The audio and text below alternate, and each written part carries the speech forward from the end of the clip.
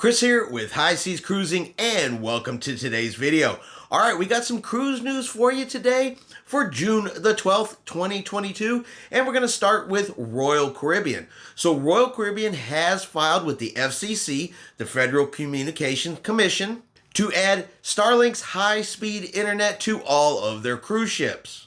Now, they are seeking expedited approval to make this change because right now it is a little bit of a legal issue because SpaceX, which owns Starlink, does not actually have approval to put their satellite service on moving vehicles, which includes both airplanes and naval vessels. So hopefully this gets approved and we can get a better internet service while we're all at sea, make things a little bit smoother and make things a little bit faster for all of us.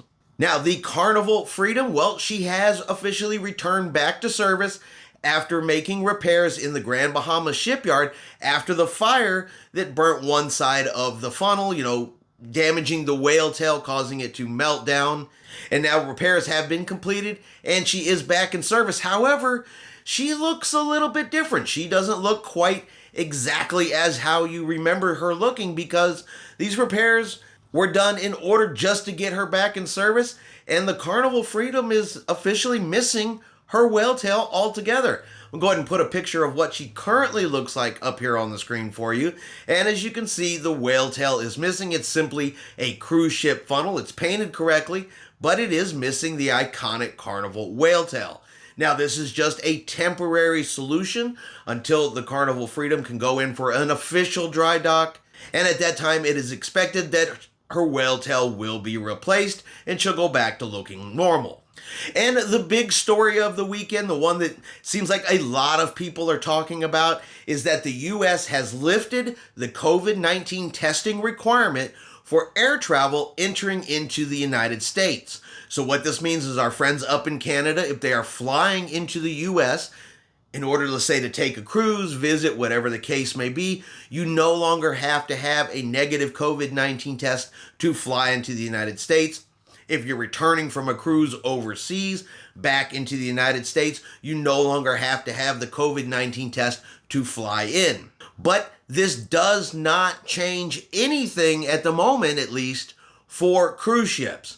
If you are going on a cruise, you will still be required to take a COVID-19 test prior to embarkation, just like you've had to do since the resumption of cruising.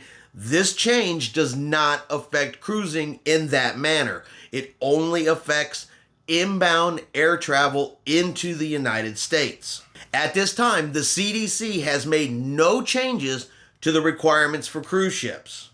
Okay, they are still requiring them to have COVID-19 tests prior to embarkation. There are still cruise ports that the cruise ships visit that require all passengers on board have a negative COVID-19 test prior to the ship docking in that particular port. So it's just real important to know that there is a distinction between what has been lifted and what is still in effect for cruising. So it does benefit cruisers if you are flying into the United States. There is that benefit. There's at least one less test you have to take, because if you fly in a day or two early and you have to test in order simply to come into the United States, then you have to test again for the cruise ship.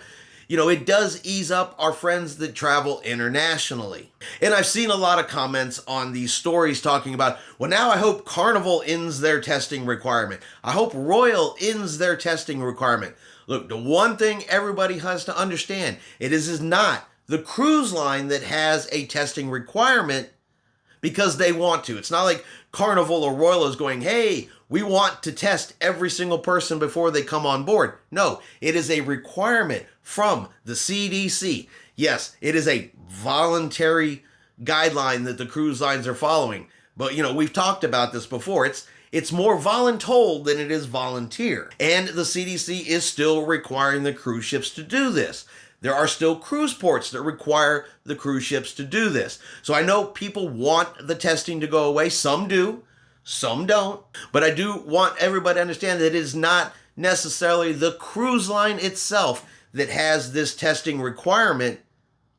This testing requirement is put upon them by others. So until the CDC changes their minds and until the cruise ports that they visit no longer require these things, cruise ships, at least today, are still going to have a testing requirement before you board, so just know there is a distinction between the two items, and what was lifted was for only air travel entering into the United States. All right, and that's going to be our cruise news for today. Hope you did enjoy today's video. If you did, do me a favor, give it a thumbs up. If you haven't done so yet, do me a favor and hit that subscribe button. It is free to do so, helps our channel grow, and of course lets you know anytime a cruise news video or any other cruise related topic video comes out. Hope everyone out there has themselves a really great day, and like always, we will see you out on the high seas.